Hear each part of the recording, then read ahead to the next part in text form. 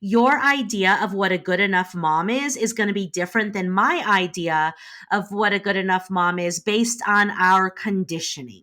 So maybe you have some conditioning around moms are martyrs, or moms are passive aggressive, or maybe you have beliefs that are really healthy and positive, like moms, it's not selfish for mom to put herself first, to engage in self-care, to have a career that is purposeful and meaningful to her.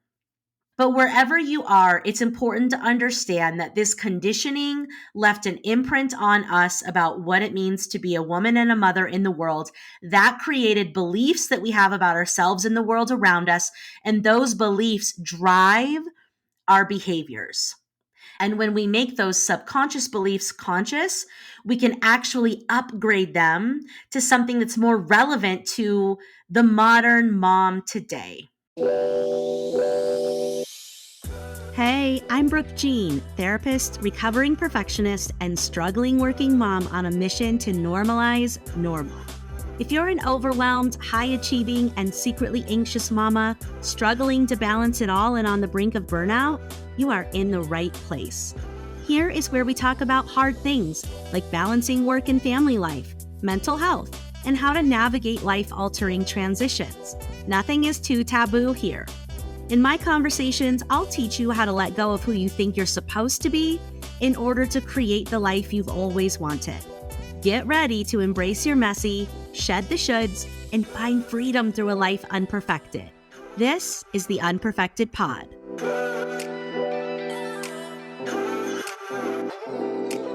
Hey there, welcome back to the Unperfected Pod, where we normalize normal and find freedom through a life unperfected. I am so excited to be here with you all this morning, talking all things messy mama moments. If you haven't already, make sure you go back and listen to episode 1, where I share a little bit about my story and my why I'm so passionate about mommy's mental health. And as just a quick little mini recap, I have noticed this parallel between a rise in the expectation on the modern day mom and the rise in her mental health issues. And that if we continue trying to keep up, if we continue trying to do it all and do it perfectly, we're going to continue to get sick. And so here is where we lower the bar and set new and realistic expectations for ourselves, follow things that feel good, heal, spend time on ourselves, and all of those beautiful things. And today, I want to get into a psychology phenomenon called conditioning. It's called conditioning. Some people call it programming. But I want to teach you a little bit about what conditioning is, because a lot of times I get asked, well, Brooke, how the heck did we get here? How did we get to this place that we are killing ourselves trying to keep up? How did we create these ideals in our head about what a quote unquote good enough mom looks like? And the answer is conditioning. So I am going to teach you all a little bit about how conditioning works, which is going to answer the question, how in the heck did we get here just trying to keep up? And I'm going to share a little story to illustrate conditioning in action. So let's start with, what is conditioning? Conditioning is basically from the moment that we're in utero until we're about 7 years old and beyond. But that time frame in our early childhood development, we are extraordinarily impressionable. We are absorbing messages from our mothers, from our grandmothers, from our caregivers, from our teachers, our coaches, our church leaders, our TVs and media and advertisement. We are a sponge that is just absorbing information about who we are, how the world works, what our role is in the world. And if you're like me, you're very familiar with the term good girl.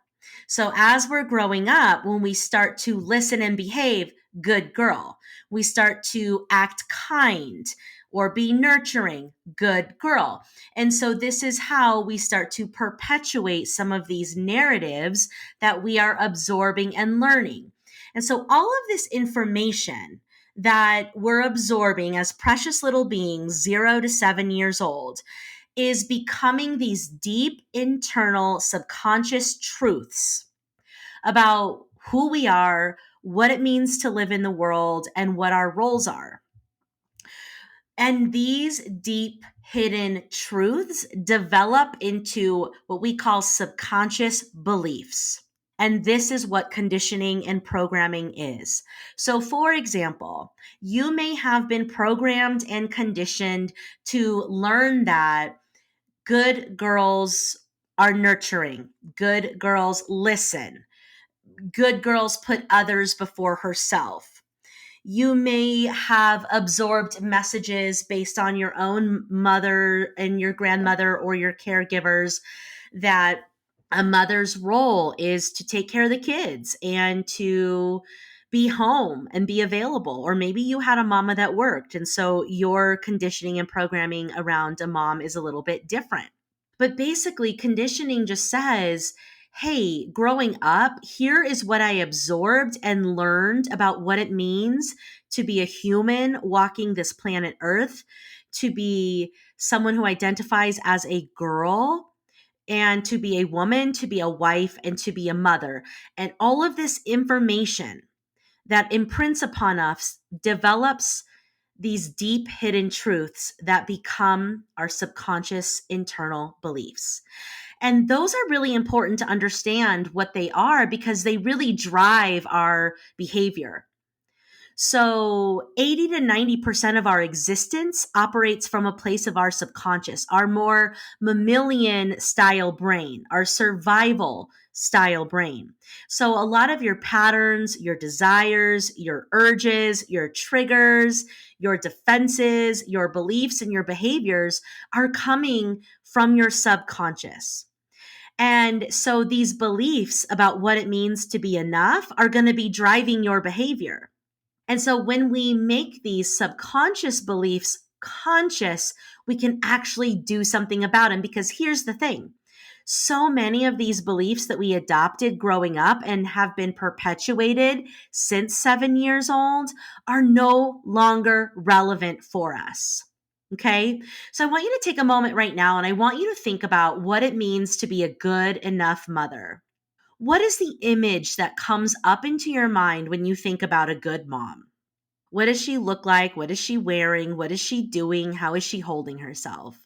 You know, when I think of a good mom, I always think of the shit that we see on commercials, like a Clorox commercial, right? Like a mom who's like done up, her hair's done, her makeup's done. She has a crunchy collared button down shirt and khakis. And she's just like vacuuming, happy as can be. Like that's our idea of what a mom is. How disgusting, but that is literally some of our ideas of what a mom is. But here's what I'm trying to illustrate. Your idea of what a good enough mom is going to be different than my idea of what a good enough mom is based on our conditioning. So maybe you have some conditioning around moms are martyrs, or moms are passive aggressive, or maybe you have beliefs that are really healthy and positive, like moms, it's not selfish for mom to put herself first, to engage in self-care, to have a career that is purposeful and meaningful to her. But wherever you are, it's important to understand that this conditioning left an imprint on us about what it means to be a woman and a mother in the world. That created beliefs that we have about ourselves and the world around us. And those beliefs drive our behaviors. And when we make those subconscious beliefs conscious, we can actually upgrade them to something that's more relevant to the modern mom today. So let me tell you a little story to illustrate conditioning. I shared with you guys in the last episode that I started my professional career in retail management and I was climbing the corporate ladder. And in that job, we worked nights, holidays, and weekends. But two of the days off that we had every single year was Thanksgiving and Christmas. However, Black Friday was the biggest day of the year, and you spent that entire quarter master planning for that day. And so you worked really hard up late Wednesday night preparing the store for that early morning opening Black Friday. And Black Friday, because thanks consumerism, kept creeping into Thanksgiving. But I had always foregone my Thanksgivings with my son so that way he could have a real holiday with his dad and I could just work like a crazy person. But when he was, gosh, maybe 5 years old, I finally decided I was going to have a legit Thanksgiving. So, in this teeny tiny little window from whatever hour that I got home late or early morning Wednesday to whatever early morning I had to leave Friday, I was going to host what I had in my mind an ideal holiday. Mind you, this holiday was literally just for me, my partner, and my son, right? 2.5 people. But because I had an idea in my head of what good moms do on holidays, what a good host would have, I wanted to go all out because growing up, my mom always made holidays special. She always cooked. She always had hors d'oeuvres. We always like had a really special time. So that was what I was programmed to believe should happen on Thanksgiving. So I am spending my day in the kitchen and friends, I had bought a turkey. Okay. I had looked at the instructions, the directions, whatever you want to call them. And I started to defrost that puppy 3 or 4 days before the Thanksgiving day. And I know y'all can relate, but it's Thursday morning, Thanksgiving morning, and that son of a bitch is still frozen. It does not take 3 or 4 days. It takes 5 or 6 days. And at this point, honey, just get a live turkey, anyways, or fresh. Not alive. Oh my God. Can you imagine? A fresh. Anyways, I digress. My turkey's effing frozen. So what do? I'm resourceful. I start Googling my turkey's frozen. And lo and behold, it says, give it a warm bath. And even though every cell in my being was telling me something is wrong with this idea, why would I be putting a frozen bird in a bubble bath? Like, gross, no, wrong, wrong.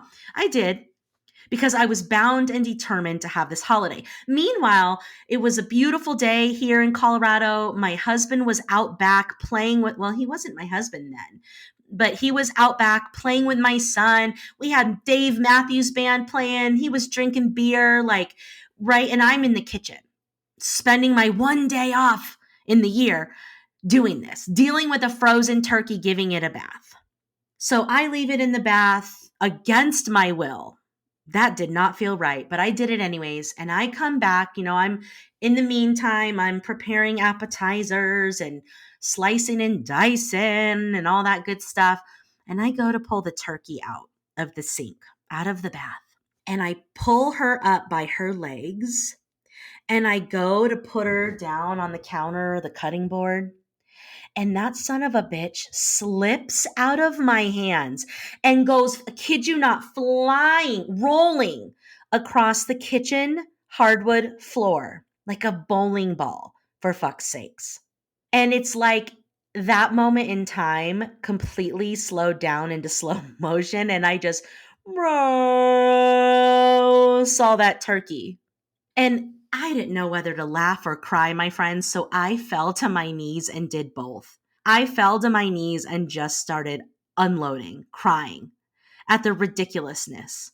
And then that crying turned into belly laughter because it was in this moment, okay, many, many years ago, it was in this moment that I realized turkey was a should.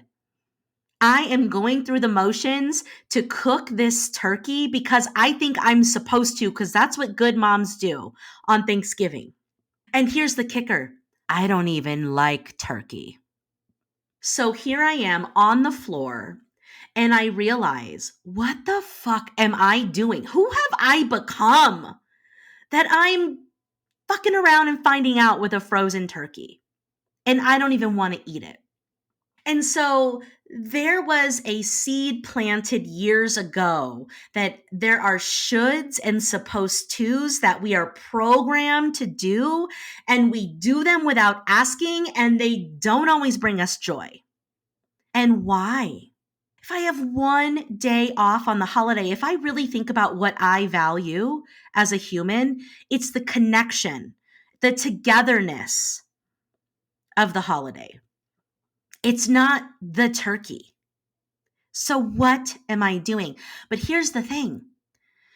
It's taken me years after that to finally set the boundary. I don't do turkey on Thanksgiving. I don't cook all day long in the kitchen. I'll cook, but I don't want to be stuck in the kitchen the whole day. I want to connect. I want to listen to music. I want to laugh and play games. And so the turkey story is an illustration of how we subconsciously do things because deep down inside we think we're supposed to or should. Good moms do this, so I'm supposed to do it. And these shoulds are what are keeping us in this pressure cooker of doing more and more and more and doing it perfectly. Because, of course, then you see on social media everybody's beautiful turkeys. And I fried mine and I brined mine and I've been working on this for 3 days. Oh, for the love of God. Right on for you, sister, if you really truly dig that thing. But I don't. Something about a whole bird and the bones and the gizzards and the neck. Are you kidding me? No, thank you, ma'am. And so I have shed that should. And that is a huge part of this process that I am teaching you all and that I guide my clients through every single day is follow your shoulds to figure out what your beliefs are around what it means to be good enough. Because those beliefs are what your conditioning is, right? So I've been conditioned to believe that it's mom's responsibility to make holidays special and that they involve a lot of home cooked meals. And if you're the mom that absolutely adores that, that's beautiful. That's okay. But if you're a mom now that doesn't have time for that, or doesn't love to cook, or values the quality time over the food, or whatever it is, I want you to know that that's okay too. We don't have to work our asses off, have one day off, but still be expected to uphold grandma's values. Grandma was in the kitchen for 3 days, but grandma didn't have a job, honey. And also, she seemed a little resentful. Am I right? So here is the scoop. Conditioning is a psychological term where we are programmed and imprinted upon for the early developmental years of our lives around what it means to be a human in the world, a girl, if that's what you identify as, a wife, and a mother. And a lot of us have these beliefs around what it means to be good enough. And those beliefs are no longer serving us. They're keeping us sick. We need to give them an upgrade. So now, instead of believing that it's mom's responsibility to make every holiday magical, my belief is like good moms deserve to be present on holidays. Good moms deserve to create holidays that are in alignment with her core values and what she really wants to instill in her family, not what's always been done for generation and generation and generation. If you want to go and travel and sit on a beach instead of cook for your family, more effing power to you, sister. Okay? So we need to break free from these traditional roles and expectations because they add a lot of pressure to us. It adds a lot the holidays, we're in January right now. We just came out of the holidays and I don't know about you, but I'm exhausted and I shed shoulds. And there's a ton of stuff that I said no to that I don't do anymore. And it's still a lot. So I think we have to give ourselves permission to say, you know what, this thing that I keep feeling like I'm supposed to do, it doesn't light me up. It doesn't bring me joy.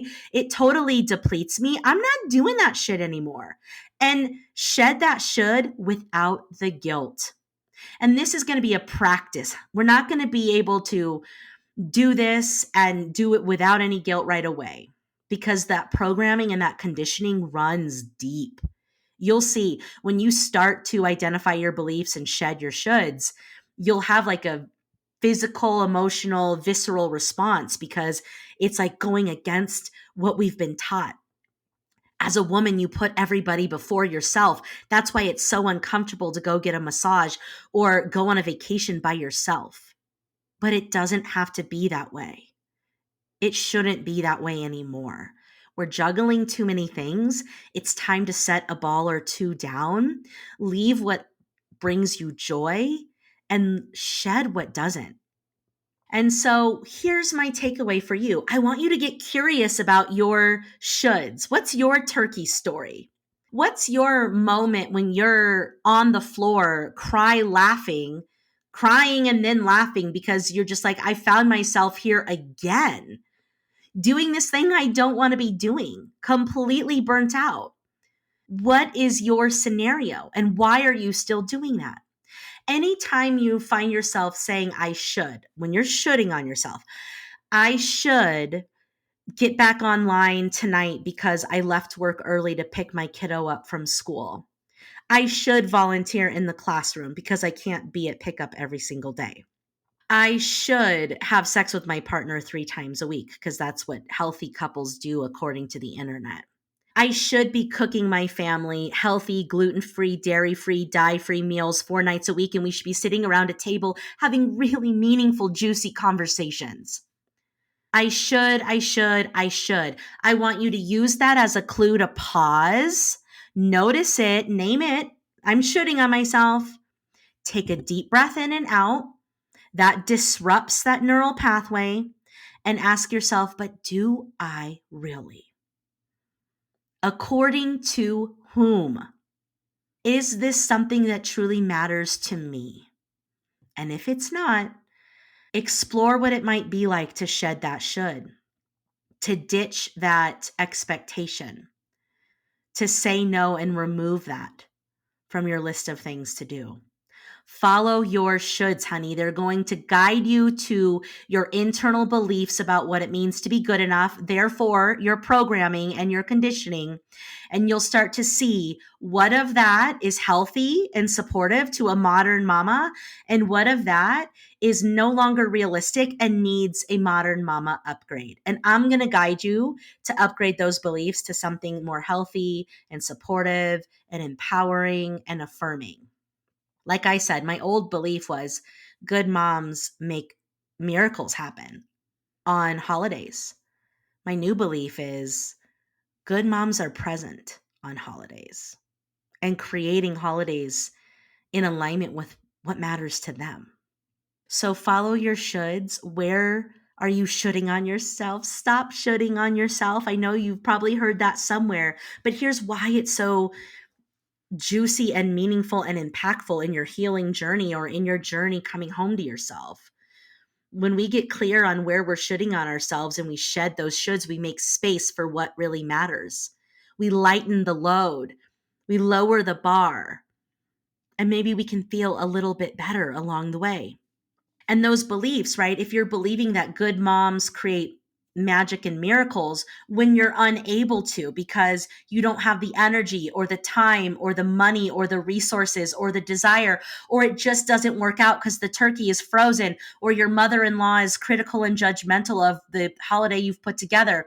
When we can't live up to these shoulds, we're just seeing the world through this lens of I'm not good enough, I'm a failure. And those thoughts are flooding your brain and body with hormones that don't feel good, like cortisol and adrenaline. And then we feel frozen, stuck, irritable, anxious, lethargic, depressed. And then we think something's wrong with us versus something's wrong with the system and the context.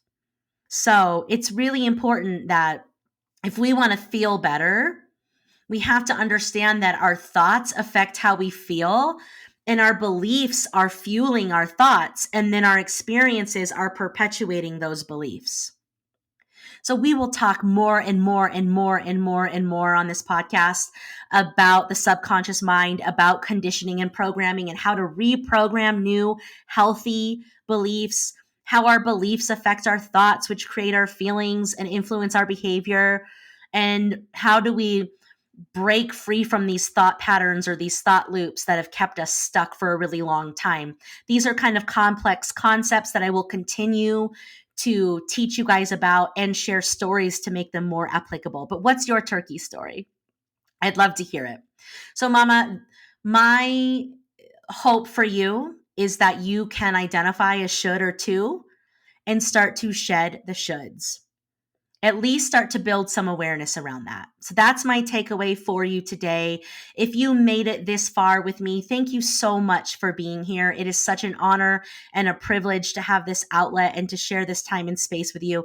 Take care of yourselves, and I will see you back here this time next week. Have a good day, Mama. Thank you so much for listening to the Unperfected Pod. I hope this episode helped you feel a little less alone and a little more inspired to be you. If you like what we're doing here, I would so appreciate that you subscribe, rate, and review this podcast.